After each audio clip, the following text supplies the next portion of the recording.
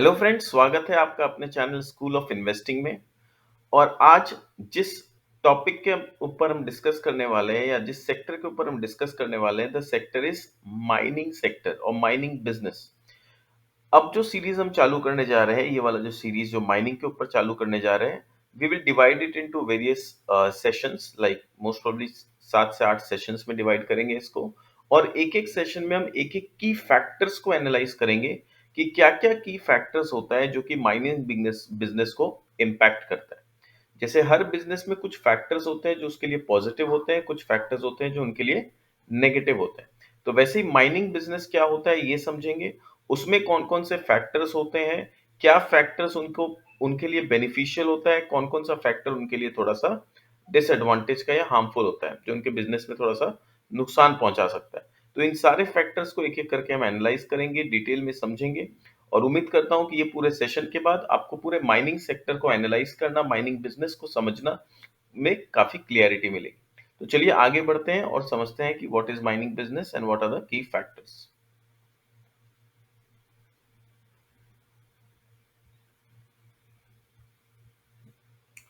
So how to do business analysis of mining companies?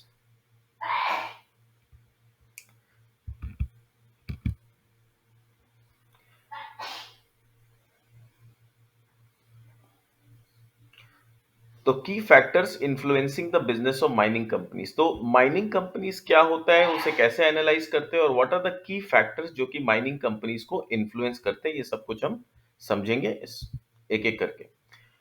सबसे पहला की फैक्टर जो माइनिंग कंपनीज को इम्पैक्ट करता है, पहले समझते हैं व्हाट इज माइनिंग कंपनीज। ठीक है, तो माइनिंग कंपनीज क्या होता है, अगर जनरल टर्म्स में बात करें तो माइनिंग कंपनी में आपको देखने मिलेगा कि ये लोग अर्थ के अंदर से जो कोर मिनरल्स है या मेटल्स है उसको माइन करके बाहर निकालते हैं।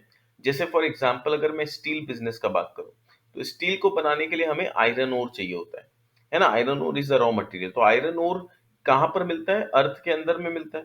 तो आयरन ओर को अर्थ के अंदर से माइन किया जाता है पहले, और फिर वो आयरन ओर स्टील कंपनीज खरीदते हैं एज ए रॉ मटेरियल, और फिर उसमें अपना वो लोग फर्दर प्रोसेसिंग का काम करते हैं।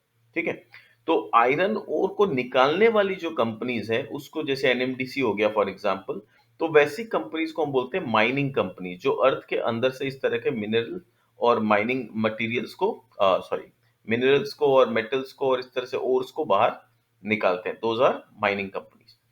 So mining companies produce mineral ores which have standard specifications based on metal content। तो उनके पास एक स्टैंडर्ड स्पेसिफिकेशन होता है कि किस स्पेसिफिकेशन का आपके पास ओर निकल रहा है। वो डिपेंड करेगा, वो स्पेसिफिकेशन किस पे डिपेंड करेगा कि इसमें मेटल कंटेंट कितना अच्छा है या कितना ज्यादा है। जैसे फॉर एग्जांपल अगर कोल माइनिंग कंपनीज का बात करें, तो वो लोग क्या करते हैं, कोल को माइन करके बाहर निकालते हैं। Example for example is Coal India. तो वो लोग क्या करते हैं कि कोल को बाहर निकालते हैं, और वो डिपेंड करता है कोल का क्वालिटी किस स्पेसिफिकेशन का है, वो डिपेंड करेगा कि इसमें एनर्जी कंटेंट कितना है, कैलोरीफिक वैल्यू कितना है उस कोल में।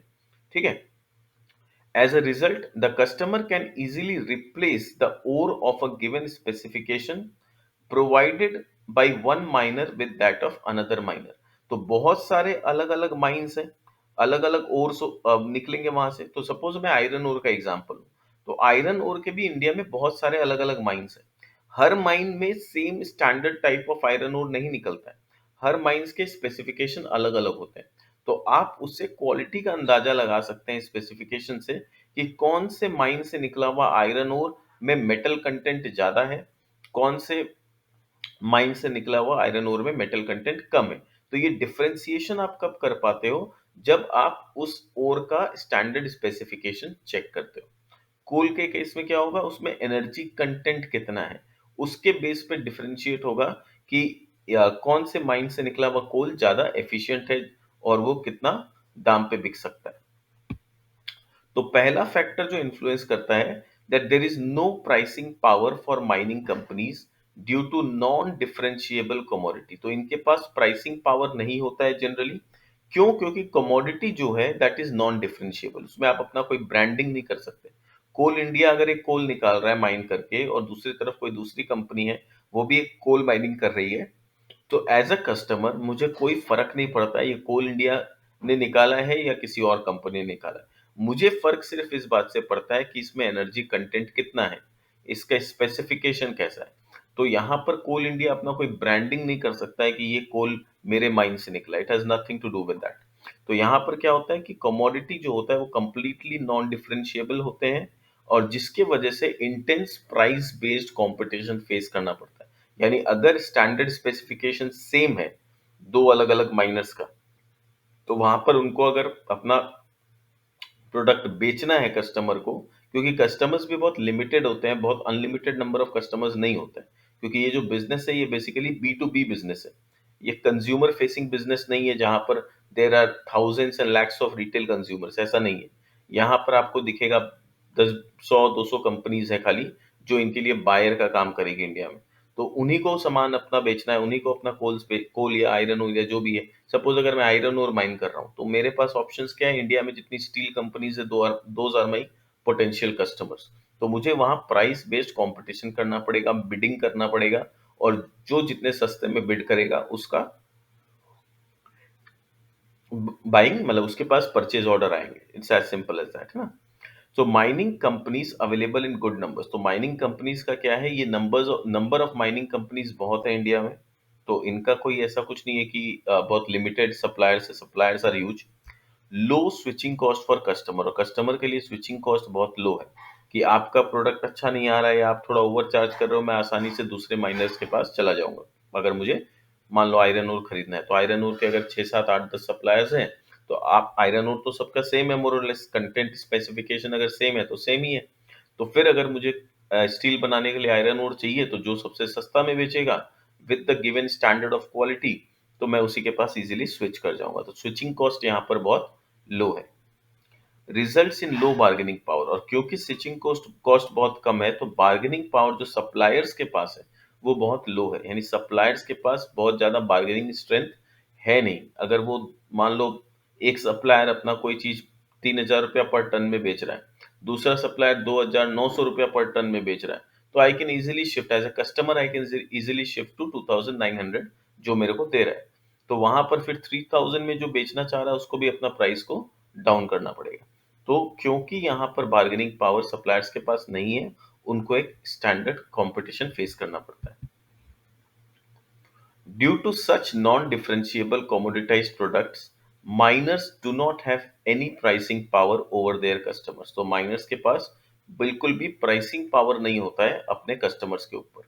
हाँ, जो बड़े बड़े माइनर्स है, अब इसमें भी टॉपिक आएगा आगे चल के जहां हम देखेंगे जो लार्ज प्लेयर्स हैं उनके पास कंपैरेटिवली एक एडवांटेज है compare to the small players. वो हम आगे समझेंगे क्यों और कैसे। बट फिलहाल एक बेसिक जनरल लेवल पे चीजों को समझ रहे हैं कि यहाँ पर अगर जनरल लेवल पे हम देखें तो जो सप्लायर्स है उनके पास बहुत ज्यादा प्राइसिंग पावर नहीं होता है। If any miner attempts to charge a premium over the prevailing market price, then its customer can easily switch suppliers to avail lower prices without any significant impact on the quality of metal produced by them। तो यहाँ पर क्या होता है, क्योंकि quality यानी जो product है आयरन ओर या जो फिर कोल जिसका भी हम बात करें, उनके क्वालिटी में बहुत ज्यादा डिफरेंस होता नहीं है। तो एज अ कस्टमर मेरे को कोई फर्क नहीं पड़ता है कि मैं ए से खरीद रहा हूँ या बी से खरीद रहा हूँ। तो जो भी मेरे को सस्ता में बेचेगा मैं उसके पास इजिली स्विच कर सकता हूँ। Moreover, most of the mineral ores are routinely transported by sea over long distances in international trade. As a result, miners based in one country can easily supply customers across the globe। तो मेरा जो competition है as a supplier सिर्फ domestic players के साथ नहीं है, foreign players के साथ भी है, क्योंकि वो लोग भी आसानी से अपने माइंस अपने ओर को इजीली ट्रांसफर कर सकते हैं दूसरे कंट्री में। यानी अगर इंडिया में सब कोई आयरन ओर थोड़ा महंगा बेच रहा है मान लो, तो as a customer as a steel manufacturer मेरे को आयरन ओर चाहिए। तो अगर मान लो मेरे को आयरन ओर इंडिया में सस्ता नहीं मिल रहा है, can easily import from other countries, जहां पर मान लो रशिया से इंपोर्ट कर सकता हूँ, ऑस्ट्रेलिया से इंपोर्ट कर सकता हूँ, और भी जो जो कंट्री मुझे सस्ते में देने के लिए तैयार है उनसे मैं इजीली इंपोर्ट कर सकता हूँ। This makes the mineral prices trade on global price parity.